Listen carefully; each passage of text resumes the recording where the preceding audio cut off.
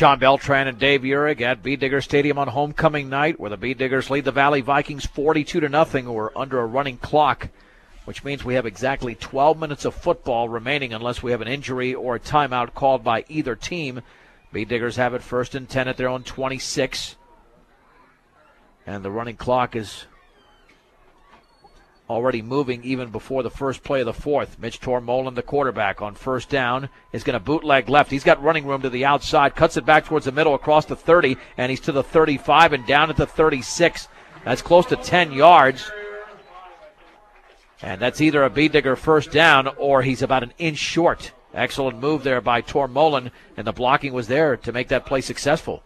You betcha. Just a good job. This offense is a junior varsity offense, but it's well-oiled like that varsity offense is, and they're out there running the same plays the first string offense ran and having some success with it. 1st and 10 for the Bee Diggers at their own 36-yard line. The setbacks are Chris Lee and Tyler Carter. This drive started at the 15, so they moved at 21 yards. Pablo Gil in motion to the left. There's the handoff left side to Carter. Slips out of a tackle, the 40 to the 44-yard line. He's taken down, but it's a gain of 8. The hit was made by Roy Mendez, a sophomore, who gets up all fired up, but no problem. You give up 8 yards, and the Bee Diggers will take that any day of the week. You bet. It was a whale of a hit. Carter was running kind of straight up and down. He kind of carries the ball low on his hip, and he got twisted and turned. He was kind of facing the middle of the field, and that's when he took the shot right in his chest. 2nd down and 2 from the 44-yard line, with the Bee Diggers up 42-0 early in the fourth.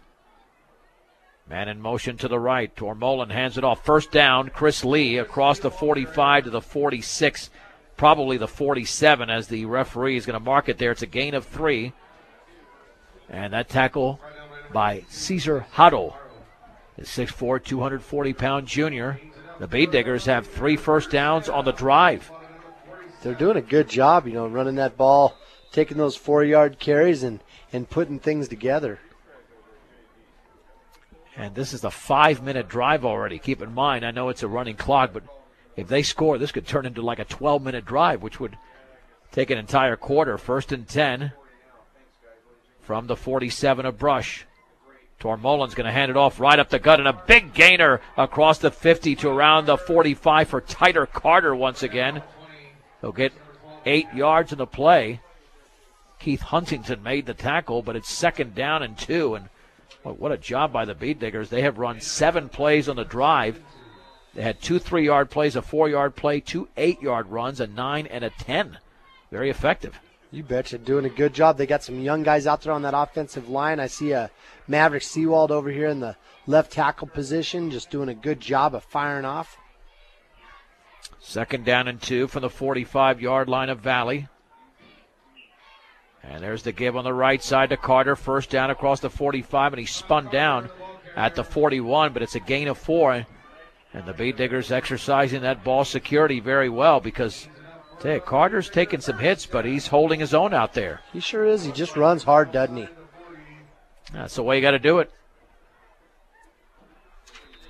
You can't say enough about the Digger coaching staff. Those guys put a lot of time, and they dedicate a lot of time in their lives to all the weightlifting and the summer stuff and the camps, and they've just done a great job of putting a football team together. Look, they have a JV team out there, that's taking it to a varsity defense. 1st and 10 just shy of the 40.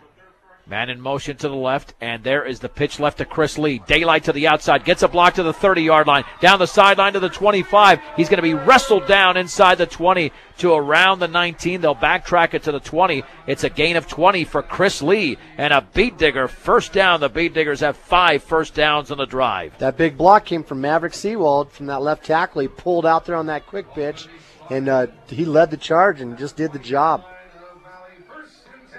Boy, this is quite a drive.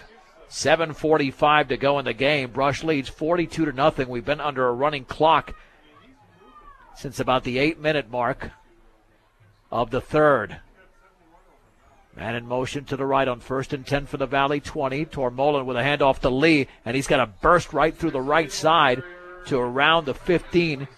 He dove towards the 14. Do they give him the spot? They won't, but they'll still get 5 yards. 2nd down and 5, and the Bee Diggers as you mentioned, are really shifting players in and out of the lineup. Yeah, they're doing a good job of getting those guys playing time. I feel sorry for some of the other junior varsity guys down there that want to get in on defense. It doesn't look like they're going to get much of a chance. 2nd down and 5 from the Valley 15. Tormolen on the bootleg right, looks for some running room, has it to the 10-yard line, stutter steps, there's a flag down, he's to the 5, he dives towards the end zone, he's going to be in, but that one might be coming back. That's a hold against the Bead Diggers. Yep, the official accidentally pointed the wrong way, and then he corrected himself. It is against the Diggers. Corey Acosta is another one of those offensive linemen out there. That junior varsity offensive line's controlling the line of scrimmage pretty well. This will turn into a 2nd and 15 from the 25 after the 10-yard holding penalty. And because of the running clock, this is a drive that has consumed almost 9 minutes. And the Bead Diggers still have 25 yards to go. And by the time Valley gets the ball, this will turn into about a 12-minute drive. 2nd down and 15 from the 25-yard line of the Vikings. Backs remain split. Chris Lee and Tyler Carter. Mitch Tormolen is under center. And on 2nd down, there's the handoff left side to Carter. Tries to break out of a tackle and does not. He'll gain a yard to the 24. Jacob Joseph grabbed him around the waist and then brought Carter down to the ground. 3rd and 14 from the 24-yard line of Valley. 5:39 to go in the game, and Brush leads 42-0. Tyler Stratman, he's one of the guys running plays in, playing that wide receiver position. He just hustled out there and gave the play to Tormolen. 3rd down and 14 from the 24. Let's see if Tormolen is going to throw a pass or just hand it off. He'll hand it off right up the gut. And driving is Jake Morrow, or is that Chris Lee? That is. Yeah, I thought I saw a 1 in there. And yep. Yeah, it is. It is Jake Morrow to the 20. It's a gain of 4. 4th down and 10 at the 20-yard line, under 5 minutes to go in the game. Morrow was in there at that fullback trying to run that trap. I just saw Brett Bostrom. He just hustled off there. I saw him. He was out there on some defense earlier in the game. I was really hoping Valley would try to throw it his way because that guy can flat play some corner. He's a smart defensive player. On 4th down and 10 for the 20. Tormolen, handoff, left side. Lee breaks a tackle. He spins across the 20 to the 17. He's going to be taken down. It's a gain of 3, but Valley will have the football on downs with 4:25 to go and the clock running. So the Bead Diggers essentially ate up 10.5 minutes of game time, and now they'll be on defense. Cargill Meat Solutions takes as much pride in the community just as they do in the products they provide to their consumers. Cargill Meat Solutions, part of the KSIR B106 Scholarship Program, and like a good neighbor, State Farm is there. Let Greg Mullen work with you to get the discounts you desire and the coverage you need. State Farm agent Greg Mullen. 1st and 10 for Valley at their own 17-yard line. There's the give on the left side. Some daylight across the 20 to the 30-yard line, utilizing the left sideline to the 40. A few Bead Diggers are out there and down across the 45 to the 44, and a big gainer. And I thought I saw 28 carry that football. Either way, it's going to be a gain of, we'll call it 39 yards.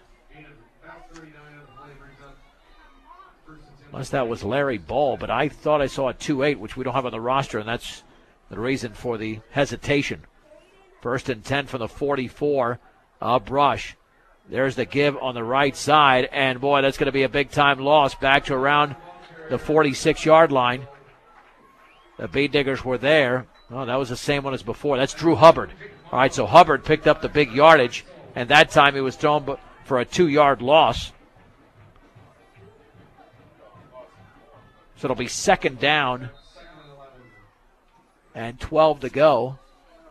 Trevor Weitzel was in on the play for the Bead Diggers. Clock running, 2:37 to go in the game.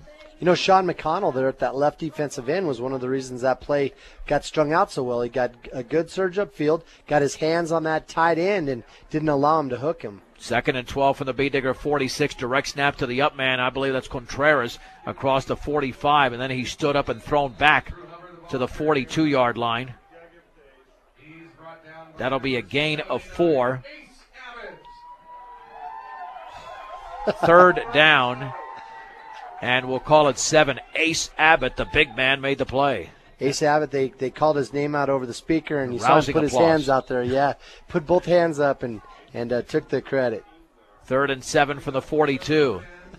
The Bee Diggers looking to pitch a shutout for the second time this season. Dellenbach in a shotgun is going to hand it off on the left side to Alvarez. Check that. That's Hubbard. He's across the 40-yard line to around the 39. He'll pick up 3 yards in a play, but the Bee Diggers drive him back. And Trevor Weitzel again in on the tackle. It'll be 4th down and about 4 with 1:28 to go and the clock running. Now, this little defense is stingy. I'll tell you what, every time they run the football, the majority of those junior varsity defensive players are within 5 yards of the tackle. 4th down and 4 from the Bee Digger 39. Dellenbach is back to throw. Heaves it left side. Man is wide open. Caught at the 25. Breaking a tackle the 20. Inside the 20 to the 16. A gain of 23 to Drew Matsushima. And the Valley drive continues under a minute to go in the game. So 43 yards now. They've completed 8 of 16. Well, if Valley calls a timeout, they'll have a chance to get into the end zone. They'll mark it at the 15. Dellenbach in a shotgun. He'll hand it off on the right side. Swing it to the outside to the 10-yard line is Hubbard. Then he's tripped up inside the 5 to around the 3-yard line. It's a gain of 12 for Drew Hubbard. Brett Bostra made the tackle. It's 1st and goal. We have 20 seconds to go in the game, and Valley's not going to stop the clock, but they're going to try to score. And we have a whistle. And did Valley call a timeout? I think they did with 14 seconds to go. Because I don't see a flag out there. Yeah, still no indication. I mean, we know that this will be the last play of the game. It's at inside the 4-yard line. Clock is running. 8 seconds to go. 1st and goal for Valley. Dellenbach has the football, hands it off on the right side, and Drew Hubbard's going to be stopped at the 3. He's going to be driven back, and that's the end of the game. And Trevor Weitzel made another tackle for Brush. The Bee Diggers on homecoming night blank the Valley Vikings 42-0. We'll recap it after this on 1010 KSIR and KSIR.com.